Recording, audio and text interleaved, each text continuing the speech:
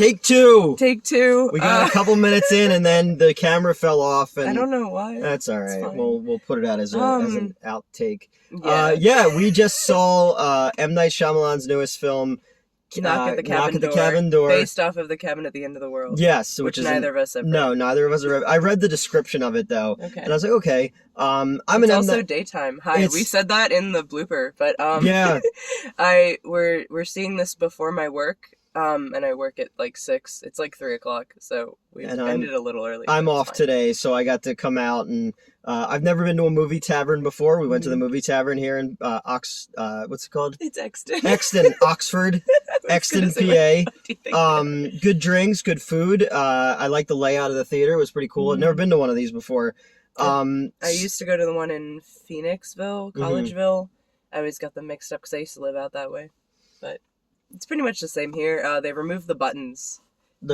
Oh yeah, now I understand, because I told you that when we got here. I was like, oh, they removed the buttons. You have to order on the app now. And you're like, what buttons? Yeah, I'd never been here before. And their thing was not very user-friendly, because it's like, pick your movie. And I'm like, I'm already sitting in the movie. What's happening? I had a delicious pulled pork sandwich. Okay. Mm-hmm. Quesadilla. And a mule, or no, a whiskey sour, but it was a double, so it was pretty good. It lasted the entire movie. So this movie is the dude from Mindhunter. Mm-hmm.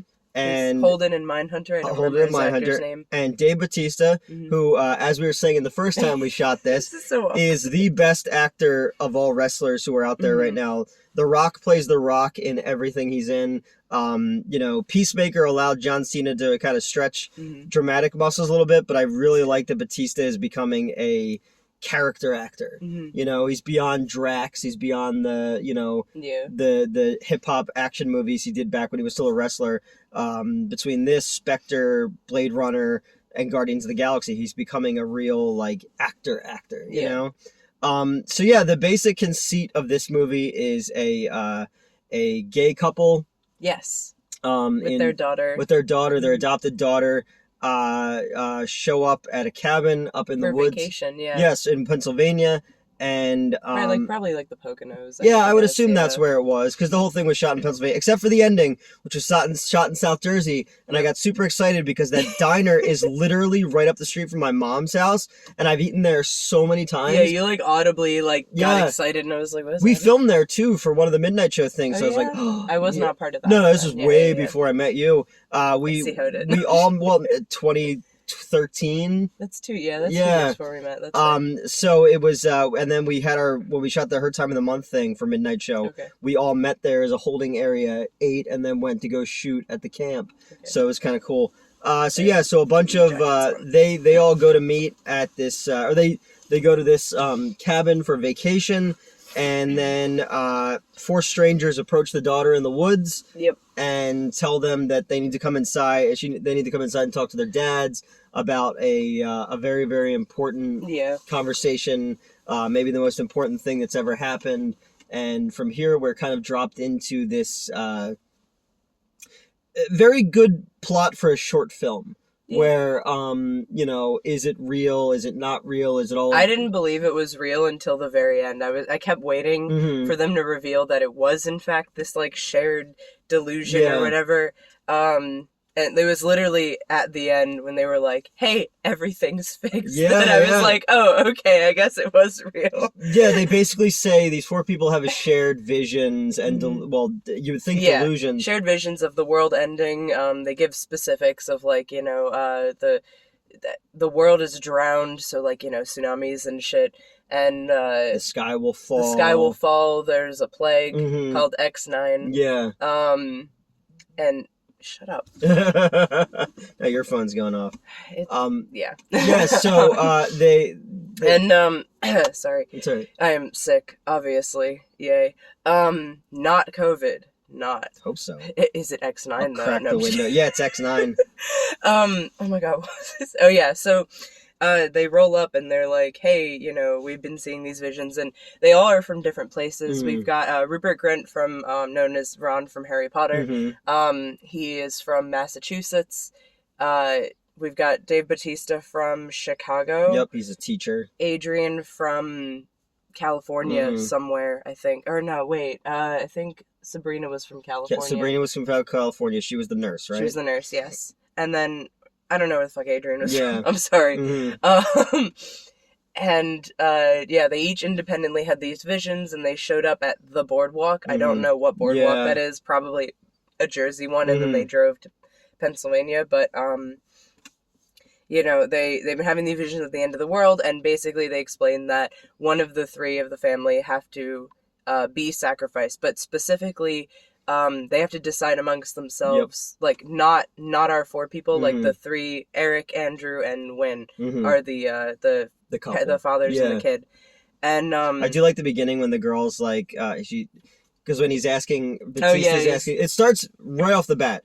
The little girl is out catching grasshoppers, and which that hit. Like I had a little tunnel system where I just caught different insects and whatnot, but I also caught spiders. So in retrospect, I may have just caused like the worst days of these insects' lives. But well, I thought it was also because locusts are kind of one of the precedents of the end of the world. Yeah, no, that was obviously more the intent. I was just like, hey, I did that. I caught bugs and named them and studied them and shit. But I like when they're asking about you have two dads. Oh yeah, he was asking questions like, what's your favorite movie? Like, how'd you get the scar? I forgot she was born. She had a cleft palate. Yeah, she was born with a cleft lip, and it had been fixed, but she had a scar. They had that as one of the questions, and then it's never brought up again. I totally forgot. But eventually some of those scenes do feel a little bit like padding. You're trying to cut back and show something outside the cabin. I don't know if they're included in the book or not. That's why I didn't want to assume that. There were definitely a few scenes where I was like, ooh, I bet that's a direct quote from the book. When Dave Bautista's originally his name is Leonard in this, which is my dad's name, which is super unnerving. But he was explaining the visions, and it sounded like a quote from something. Yeah. Not in a way that it took me out of it, but I was like, aha, I bet that's in the book. Yeah. Or it feels very much like M. Night Shyamalan writing as well. Yeah. But that she's saying, her guidance counselor says, "Oh my God, it's so great that you have two dads," but almost in a way where it's it's not really. Yeah, exactly. But it was interesting too because when she first revealed that, I was like, okay, whatever. And then he seems upset, and I was concerned, and then obviously they explained none of them knew that this couple was gay when they were given these visions, and they were like, ah, shit. So they also now have to convince them that they weren't being targeted, with varying degrees of success, especially when they find out that Rupert Grint's character had actually attacked Andrew in a bar for being gay. But I liked it. They're like, we have no hate in our heart. We're I don't have a single homophobia in my body. But it's little wrinkles in the plot like that be like, okay, is this this legit? And I like that it's building that sense of doubt in the viewer's head. Exactly. And then, as you go, if you're in a stressful situation, and you're being told these stories, maybe your mind does wander to, is this legit, And they keep that consistent with Andrew, skeptic all the way. He started believing it maybe 5 minutes before I did. And Eric also, we add a little layer of confusion because he gets concussed. So obviously, this family does not let these random strangers holding giant weapons in. Yeah. Giant, homemade weapons. They're, weird weapons, too. They're not just oh, they have guns. It's one of them has, I think Rupert Grint's character has, Raymond, I think it's called, has, it's on one end is a mallet and then a giant spike. And then the other end is a saw. Or maybe I'm thinking of Sabrina. Yeah, she has one end with a saw. I don't know. Yep. These are weird homemade weapons. But they were all from their visions. Yeah, they had built them according to their visions. But and they met on a message board, so that's when he's you're yeah, that was the thing is originally the person Rupert Grint's character is the one who mentioned the cabin at first, and that was on the message board. But the other thing I was going to mention is when they first all break in, obviously, Andrew and Eric are not gonna let this happen, right? So they're trying to protect their family. They grab these, what are those things? Are they called pokers? I think. Oh, the fire pokers? Yeah, the fire pokers. And they start, trying to attack the people, breaking into their fucking house. And Eric ends up with a concussion. And so obviously we both mentioned that Sabrina's a nurse, so she's able to like help out with that, but like that, you know, she's like, hey, you have a concussion. So when Eric kind of is like wavering and like, you know, kind of like, I don't know, like, you know, because they keep showing like news footage and whatnot of tsunamis and like. Well, the thing about the tsunami is who posted the video. I was thinking that because they're filming the tsunami and sorry, someone like rolled up and I'm like, they can see that we're talking to nothing. But we're talking to all of you. Exactly. Oh my god, come on. I'm so tired. I had to get up so early for this. They're filming the beach and there's people on the beach and then all of a sudden the tsunami. Yeah, and they're filming the waves, so obviously they get taken up in it, and then apparently we both immediately thought like, who posted that? It reminded me a little bit like those kind of scenes remind me a little bit of The Happening. Okay, and there's other scenes that remind me of Signs in this. So it is a collection of M. Night Someone in our Discord said that. I think. Really? Okay. Am I remembering that correctly? I don't know. Could have been. And then M. Night plays the guy in the fried chicken the air fryer thing, which I thought was kind of funny. But yeah, the movie itself, like, I feel like it was missing a little bit more substance to it to make us kind of doubt it a little bit more by the time we get to the ending. I feel like there was something missing. But for the most part, like, I loved the cinematography, especially. I love the your eye being drawn to one side of the frame and the rest of the frame just being negative space. I love a lot of the overhead extra headroom. I love how many close-ups there are, and that's an M. Night thing. But his cinematography is very, very pointed and very meticulous in what he wants you to be focused on. Right. And I love the shallow focus where, the split diameter shot or whatever it's called, where you're focusing on something in the background and then that happens like 18 times in this movie. But I like that because it's pointed as to how it wants you to feel about this story. Definitely. I like, and it's cool that Wynn stays kind of like, I don't want to say neutral because like she is very much skeptical. Yeah. But like, I don't know. I guess she's skeptical, but she doesn't like I don't know. She tries to escape. Like, she's a very cool character. Yeah. I liked Wynn a lot. She is quick thinking. She ended up being able, or like, she snuck Eric a knife when she was like given breakfast. So then, that like she does a lot of very active like thinking and active work, and it's how she was raised too. Exactly. Like, that's why there's the purity of the family, because I like when he's like on Thanksgiving, like, do what you did on Thanksgiving, and she starts screaming about putting the cartoon on and stuff, which was so like it was funny, right? Because like we see her presented as this very like mature, well-adjusted kid, and it was just funny. And I'm like, oh yeah, no, of course she still throws tantrums. Like, she's 7. Like, I do like when Batista's like watching the cartoon. He's like, I have never seen this before. This is really good. I like this. Like, because he's a second grade teacher. Yeah, teaching people a lesson about positivity. Or it was empathy and tolerance. That's right. Yeah. Yep. And again, that also plays out in the movie as to like, well, is this all fucking Ron, what's his name? Ron Weasley? What's yeah, that's his name in Harry Potter. Harry Potter. Is it all him like orchestrating this entire thing? Right. But he's the first one to go. Spoiler alert. He also like, it's interesting because at the end, they like, they end up taking the truck that the group of them, I don't know what to call them, that group. They're the 4 horsemen, essentially. They are the 4. I mean, you say essentially, they say that. Yeah, they say it in the movie. But the family ends up taking the 4 horsemen's truck. That sounds so fucking weird. They should have made it white. That would have been funny. Yeah. No, the truck is not white. But so what was I gonna oh yeah, they show that like, except for Rupert Grint's name, he told everyone it was Raymond, and it was actually Rory O'Bannon.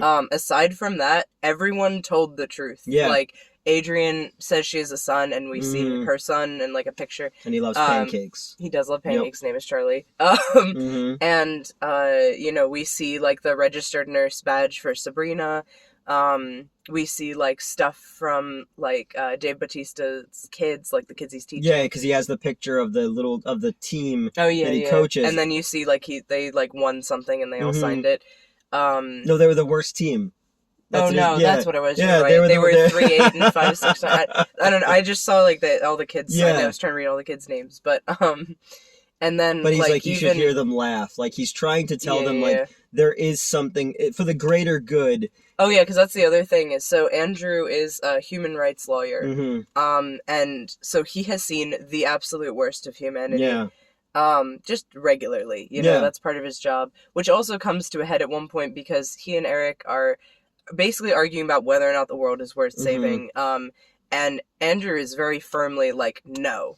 And Eric's like, but like the reason you became a lawyer, like there is something to defend. Yeah, yep. Which I thought hit. I thought that. No, that I really do too. Because even when he's like, "We'll just walk the earth," and he's like, "What kind of life is that? Yeah. What kind of life is that for our daughter, especially? Right. Like they took this child from this third world situation, fixed her lip, and gave her a second chance with loving parents in America." I think she's implied. If I read the language correctly, I think she's implied to be North Korean. Okay, all right. I'm not perfect at East Asian languages, so. But I mean, stuff like that is interesting. This kind of reminds me a little bit of the Twilight Zone episode with William Shatner, where the couple has a broken car and they go to a diner and there's a machine on the table with a little devil head, and every time you put a quarter in it, it gives you a piece. It gives you what you think is your fortune, but it's telling you what's going to happen, and they become obsessed with it, and they become like transfixed by this thing of like stuff starts happening that's in there. That's kind of an interesting idea, and a little bit too of what's that? Oh, the box. Where they're given a box and it's like, you'll push this button and someone on the planet's gonna die, but you'll be given money, you know, and it's like it's about those hard to make decisions. Yeah, I mean, it was the trolley problem. Yeah, exactly. With the main difference being that the protags weren't sure if there were people tied to the tracks or not, basically. Yeah, yep. So, you know, that was interesting because I was very much like, I don't know. I found it hard to take a side, and I very much understood when Andrew was like, I have to believe it's not real, because, you know, that it's easier to just be like, no, you're lying. I don't have to sacrifice anyone in my family, and nobody else is going to die. And it's just the idea, too, of their point of view, of their people who are hated for just existing. Exactly. You know, and like, it's harder to... Empathy is something that we all should have, but when you are jaded by the fact that he has seen some of the worst things in the world, and he knows how he's treated, and you know, and there's a layer also with that where it's like, you know, at some point you start to get frustrated. Like the why me isn't pity, it's frustration. Yes, yep. It's like, you know, and you see that a lot with people with extensive trauma as well. You know, it's kind of like, for the love of God, like, what did I do? Like, what the fuck could I have done to keep dealing with this shit? You know, and this is a family that has, you know, they showed that Andrew's parents are homophobic. Yeah, yep. And, you know, just, like, completely unaccepting. They had to lie and say that Andrew was Eric's wife's brother. Yeah, because they wouldn't let two men adopt. Right. So, like, and, oh, my wife couldn't be here, this is her brother, you know. So, like, you know, they had to overcome, I mean, fuck, you had the whole thing with Raymond, like, beating the shit out of him in the bar. It's like, how many fucking obstacles until they finally get to happiness, you know? And, like, they get to, all right, we've got our family, and we're going to take a little vacation, we're going to have a great time, we're talking about how to best raise our child, like, they have a lot of, like, introspection with that throughout the movie, especially like through the flashbacks. Even before they adopted her, the conversation that sparked the bar fight, essentially, which was him getting his ass beat, unfortunately, but was them like, all right, what is the worst of us? What can we do to mitigate that for raising our child, basically? And, you know, they get to a point where they are happy and they have a future, and then this shit fucking happens, and it's like, what did I do? Yeah, like, why can't I just be happy? Sorry, I sparked something. I said something that sent me off in another direction. I want to finish my first thought. Go ahead. Oh, what the fuck was it?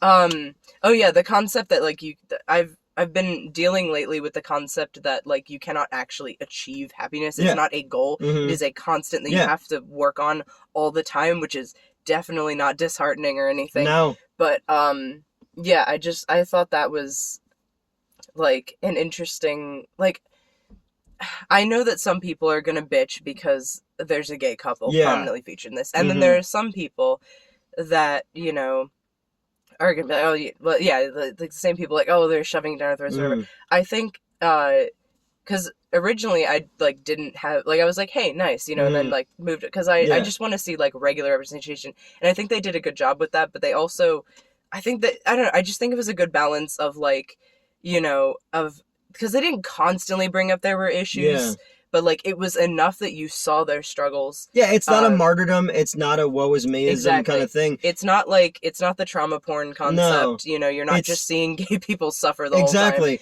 It's people who are, it's just a slice of life. It's people who are still, I mean, in 2023, they're still considered fringe people in society, and now they're dealt with you know, saving the world basically. And I like that idea of just anytime, any place, anyone really is, you know, and again, which they kind of touch on a little bit, because when Eric's talking about, like, you know, maybe the way the world has proceeded this thus far is that families throughout the ages have had to make this decision. Like, we're not the first, basically. Sorry, which I think that's interesting. I don't know. That was just interesting. I want to mention it. No, I think it was well done. Somebody in our Discord said it's the worst good movie that M. Night Shyamalan made. And I guess that's fair. I mean, it doesn't have the weird shit of, like, The Happening or, you know, Lady in the Water or The Last Airbender, shit like that. But I felt like people rag on M. Night way too much. Like, I genuinely like him as a director because he's willing to try something different. And like I was saying about the cinematography, beautifully shot. I love the kind of droning score that occasionally will have drums in it, which I thought was really cool, kind of putting a period on a sentence there. No, I dug this movie, and only thing I could say is that it just felt like they came upon the decision quicker than I thought they should have. I just felt like it was missing some pieces to kind of give it a little bit more ambiguities to make the ending boom a little bit more, you know? So I wouldn't put it up there with The Sixth Sense or Split or Unbreakable, but I would definitely, I think it's good, you know? And again, one of those things, like, Dave Bautista, man, is becoming a fucking great character actor, and I'm excited to see that, and I'm excited to see, you know, a movie that's not a Marvel movie or a Star Wars movie or something like that, that still has, you know, a visual language to it, and I love the isolation of it all, and the shot, like, so one of my favorite shots is when they open the front door to take the body out, and it's just the camera is like the walls, and then outside is very lush and has texture to it. I thought that was really cool. I love just the shots where it's you know, one side of the frame is just someone's face looking intently down the barrel of the camera, and there's just all this negative space over here, or the scene with the books. Like, there's just a lot of really interesting, cool shots in this movie that made me go like, all right, so everything here clearly has a purpose. It's not just throwing it up there just to throwing up there, you know? But again, I was just say that some of the flashback stuff seems a little bit like padding, and I would have liked to have seen a little bit more ambiguity, because they do it where he keeps checking his watch. Bautista, when they before they turn on the news. So it's like, this is planting the seed of doubt of, like, they knew that this report was going to be on. This is a show on BBC about that disease. This is they knew this report was coming, so they're trying to make them particularly since, like, the first tsunami happened 4 hours before they even, like, arrived at the cabin. The horsemen, not the family. Yeah. So. No, I like that. And then again, you get to a point where fucking planes are just falling out of the sky. That was nuts. I liked seeing that. But it's like, once you can see it, now it's like, oh no. There's a I did think that went a little heavy, especially with, because, like, okay, you have the footage of the planes falling out of the sky, but then also at one point they're outside and you see a plane falling in the background. I'm like, where the fuck is there an airport near the Poconos? Exactly. Like, I don't think that's... But yeah, I guess, but it's also just to kind of plug that idea in, that this is, but that was the only real. Time that I was like, I think that's a bit much, like, you know. But I guess at that point also, like, it was down to the wire at that point. Dave Bautista had just killed himself, and like, as the last of them, because sorry, you mentioned it, and then we kept... Everyone, like, each one of them has to kill it themselves, or has to be killed so that the next plague can happen. Yeah. And then if they haven't made a decision by the last one, basically they're, you know, there's no turning back at this point. Yeah. And I do like that they have like a death shroud. They have to pull that mask down over their face. And the acting in it is very good because again, it's that idea of we know what we have to do, but they're still fucking terrified of what they have to do. Oh my god, yeah. Rupert Grint's character played that real well. Mm-hmm. Why did I say his character played it? Yeah. I'm tired. Okay. No, he played that up very well. Mm-hmm. He was, as he's putting the shroud over his head, he's like, you know, still kind of begging a little, and then he's like, don't look away from me. Yeah, like, yeah. He wants so it means something. Yeah, exactly, which I really like. No, I think this is good. I've seen mostly positive reviews of it. It's a lot of people saying that, you know, it's not, again, it's a good bad movie. I don't believe that. I think that this one plays far, there isn't as, I mean, there's not as suspense. Maybe that's what it was. That's fair. I feel like it reaches its destination a little bit easier than I thought it should have. But beyond that, I think the acting and the cinematography really carry it through to being a solid flick and something worth checking out this week. I'm gonna see 80 for Brady on Sunday night. Oh god. That I'm torn, right? Because I hate the Patriots. Yeah. But also that looks really good. So I was. That looks really funny. I went to the. And I don't watch a lot of comedy movies. Yeah, I went to the Narberth Theater the other day to go talk to my old boss, and I still help him out occasionally. And I popped my head in the theater for like 2 minutes, and Jane Fonda's character writes erotic fiction of Rob Gronkowski, who used to play for the Patriots. And she's reading to the group, and she's like, and it was there on the 50-yard line at Gillette Stadium that Rob Gronkowski took her, and she knew that was the best a man can get. That's amazing. You know what? That's Gillette. You know what's funny is there is like yes, there is. No, I was gonna say there's a whole argument amongst people who write fan fiction as to whether or not it's like ethical or moral to write about real people. The general consensus is no. Yeah. But that's very funny. Because somebody actually approached him at one of the Super Bowls. I don't know which one it was. Because people were writing. What's that one guy, Chuck Tingle? Oh, yeah. That guy, like, somebody was writing books like that about Rob Gronkowski. Oh. And they asked him if he knew about it at the press conference, and they were reading him passages. See, that's the thing, right? Like, if you're gonna write it on your own, for your own personal use, you know, I'm not gonna judge you. The book was called Between a Rock. But why are you showing up? Like, don't tell people that there's fan fiction. It was called Between a Gronk and a Hard Place. Like, imagine how uncomfortable I'm gonna do a review of that one. Even if nobody fucking watches it, I need to do a review of that one. Sorry. You know. Go ahead. I can't fucking talk. Go ahead, come on.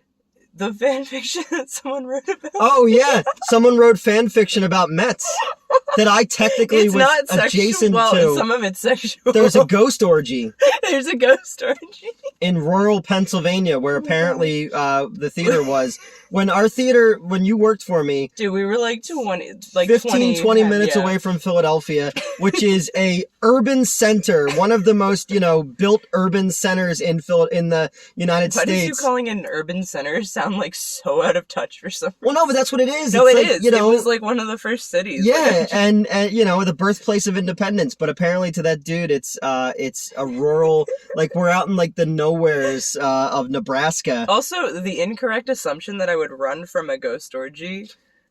Putting that out there. Look, if I saw a ghost orgy, I would be like, yo, when am I going to be here again? It's like The Simpsons with the super fun happy slide, and it's like, when am I going to be here again?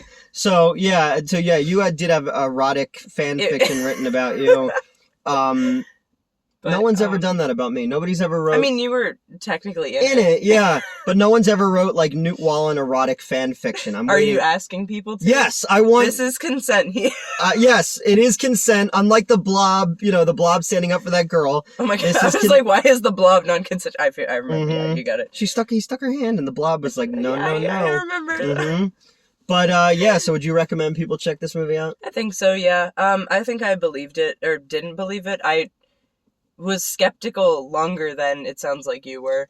But I kind of had an idea where it was going. And I like what they did with the ending. And again, I love that they filmed in that fucking diner. But more so, like, I expected, given it being an M. Night Shyamalan movie, that there would be a bit more ambiguity to the ending. Okay, that's fair. But it was very, like, you know, like Signs. It's like there's clearly a God. Yeah. You know, and I guess I would have liked it to be more on the cusp. But yeah, that's kind of where we are. I would definitely recommend it. I mean, I enjoyed it. I forgot that I'm going to work after this. But yeah, I don't know. I'm tired. That's I'm all sick. right. Well, we did this. We did. So yeah, I didn't come on my shell as much this one, but I'm so glad that you guys like me talking. Because when we filmed The Blob, I was like, hey, you guys can tell me to shut up, like, that's fine. But instead and they did the opposite. All the comments are like, hey, more Metz, please. So, and I was like, son of a bitch. I've created another fucking monster. You literally texted me that. You were like, hey, everyone loves you in The Blob. And I was like, oh, what? So I went and checked, and yeah, you were like, and people were like, less Newt and more Metz. And I'll be like, whoa. They didn't say less Newt. Whoa. They just want more of me and the same amount of you. Whatever, fuck you guys.